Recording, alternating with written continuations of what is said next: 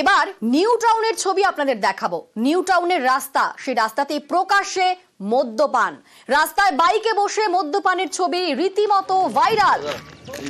না খেলেই ভালো, ওই দিকটা বা ভিতরে ঢুকে যাও না। কিসের অসুবিধা বলুন? সকালবেলা সবাই মর্নিং ওয়াক করছে তো, ওই জন্য আমি বললাম।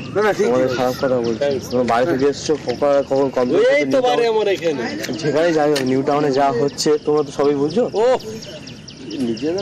নিজের মধ্যে কিন্তু আমি তো সমান নয়, সবাই তো সমান নয়। সঙ্গে রয়েছেন প্রতিনিধি অনুপ। সেখানে রোজ সকালে মদ্যপানের অভিযোগ উঠছে, তাহলে প্রশাসন কি কোনো নজরদারি কোনো করছে না? সকালে রাস্তায় বসে বাইকে চেপে কিভাবে এই ঘটনা প্রতিদিন ঘটা সম্ভব হচ্ছে? প্রশাসনের যে নজরদারি নিয়ে কিন্তু ইতিমধ্যেই প্রশ্ন তুলছে সেখানকার যারা শাসক ভ্রমণ করে তার কারণ প্রত্যেক অনুপ, তোমার কথা একেবারে স্পষ্ট শোনা যাচ্ছে না অনুপ। কিন্তু আমি তো সমান নয়, সবাই তো সমান নয়। হ্যালো, ভালোর জন্যই বললাম।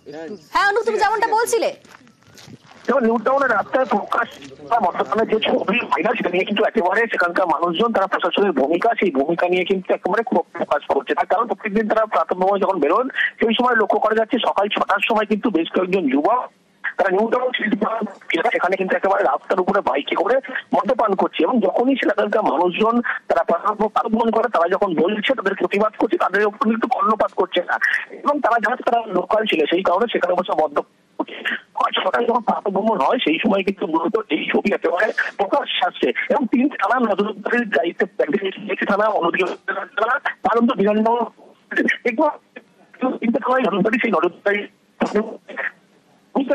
বেশ ধন্যবাদ অনুপ। বেশ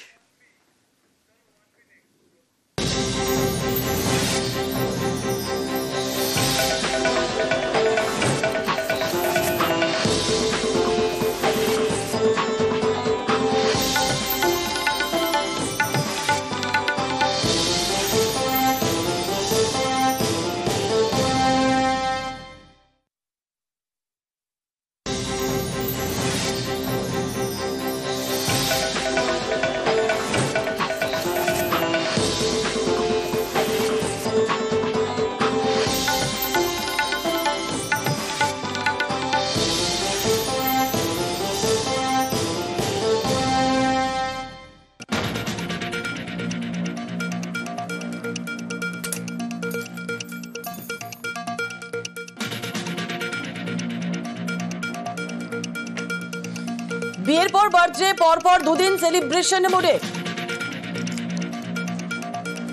ইকো পার্কে খোশ মেজাজে মর্নিং ওয়াক, কেক থেকে পায়েস, মিষ্টি মুখে জন্মদিন পালন। সাংসারিক হলেও রাজনৈতিক মিশনে অটল দাবাং পদ্মনেতা, আজই খড়গপুর যাত্রা।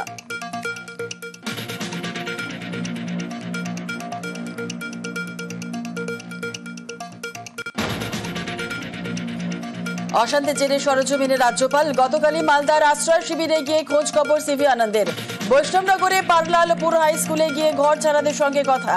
আজ মুর্শিদাবাদে বোস, সুতি শামশেরগঞ্জে পরিদর্শন। বেতবোনা জাফরাবাদেও যেতে পারেন সিভি আনন্দ বোস।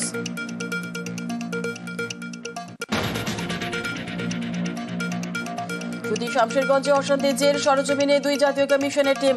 মালদার পর মুর্শিদাবাদে মহিলা ও মানবাধিকার কমিশনের দল। বৈষ্ণবনগরে পারলালপুর হাই স্কুলের ক্যাম্পে গিয়ে ঘর ছাড়াদের সঙ্গে সাক্ষাৎ। জাফরাবাদে নিহতদের পরিবারের সঙ্গেও কথা।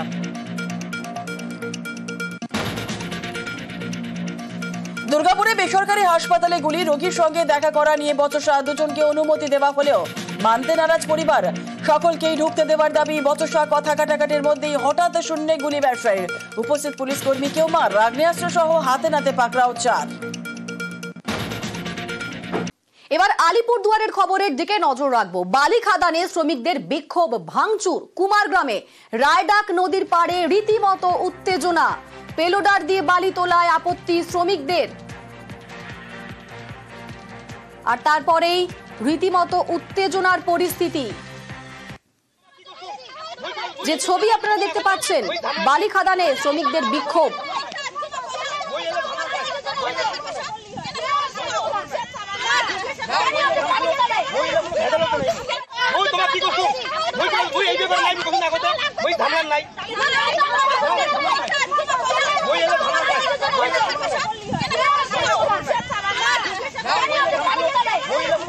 আমাদের সঙ্গে রয়েছে প্রতিনিধি রাজকুমার।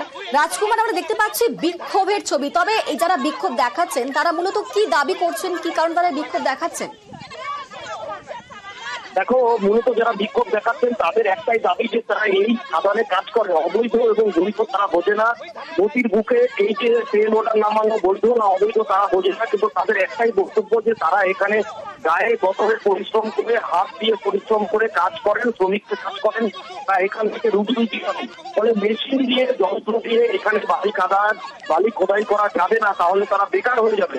এই কারণে কিন্তু তারা বিক্ষোভ দেখাচ্ছেন এবং এই যে যন্ত্র সেই যন্ত্রে ভাঙচুর চালিয়েছে। বেশ, ধন্যবাদ। এখানে গাড়িটা ওরা আইনে লুকায় রাখছে। কি গাড়ি? জেসিবি। এখানে নাকি জেসিবি লাগাবে, পকলেন লাগাবে, রাখতে পিসি লাগাবে, ডাম্পার দিয়ে মাল উঠে নিয়ে যাবে। সেটা কি নদীতে? নদীতে। আচ্ছা। আর আমরা জানি যে নদীতে প্রবলেম লাগা বা পিসি লাগা নিষেধ। আর জনগণ সবাই কাজ করে খায় এই নদীতে, 500,000 দুনিয়ার লোক কাজ করে খায় কিন্তু এই নদীতে। খাওয়ার পরে এখন যদি ওরা পকলেন দিয়ে মাল উঠাই নিয়ে যায় তাহলে তো আমাদের বেড়ে লাথি মারা। আমরা কোথায় যাবো? বউ বাচ্চা নিয়ে কাজ করে খাই, কোথায় যাবো না? এটা লাগাইছে আমাদের প্রধানের স্বামী তাউন্দা বলি। কোন পার্টি করে? টিএমসি। তো আমরা চাই এখানে সাধারণ জনগণ কাজ করে খাক, যাতে পকলেন না লাগায়।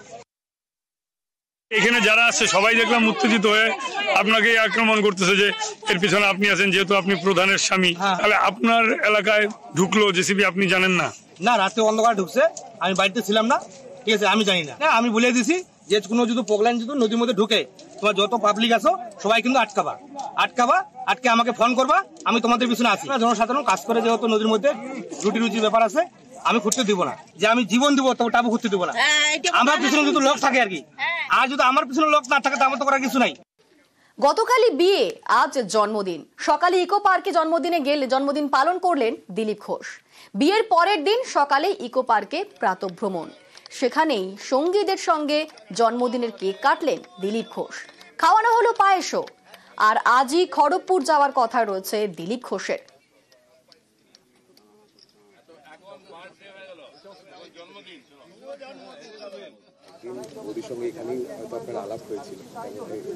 না, এখানে আলাপ হয়নি। ও মর্নিং ওয়াক করার লোক নয়, এখানে অনেকেই আসে।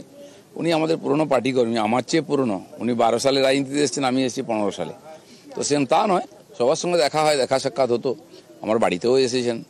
তো বিয়ে করার ব্যাপারটা হঠাৎই এসছে পরিস্থিতির কারণে, আর সেটা হয়েও গেছে যথাসময়। সেজন্য অনেকে ভাবছেন যে ইকো পার্কে হাঁটলে বিয়ে হয়, সারা জীবন হাঁটলেও বিয়ে হবে না, বিয়ে হওয়ার যখন তখন হবে। পরিস্থিতি পাল্টালেও মিশন পাল্টাবে না। মাঝে শুধু দুদিনের ছুটি।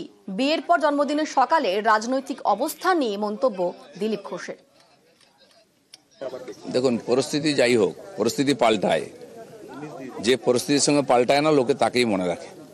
তো পরিস্থিতি পাল্টাবে, কিন্তু দিলীপ ঘোষের মিশন কখনো পাল্টাবে না। দিলীপ ঘোষ প্রথম থেকে আছে। আমি রামনবমী উপলক্ষে 10 দিন বাইরে ছিলাম, দক্ষিণ থেকে উত্তরবঙ্গ। তারপরে মুর্শিদাবাদের ঘটনা নিয়ে প্রতিবাদ র্যালি, টিচারদের সঙ্গে যে অমানবিক ব্যবহার হয়েছে তার বিরুদ্ধে র্যালি আমি করেই যাচ্ছিলাম কন্টিনিউ। খালি দুদিনের জন্য আমার ব্যক্তিগত কাজের জন্য আমি ছুটিতে ছিলাম। আপনারা জানেন লোকেরা বড় বড় হল নিয়ে, স্টেডিয়াম নিয়ে জন্মদিন পালন করে, খরচা করে। আমি খোলা মাঠে করি, আর লোকে রাত্রেবেলা কেক কাটে, আমি ভোর 6টায় কেক কাটলাম। এই জন্য বুঝে নিতে হবে দিলীপ ঘোষ।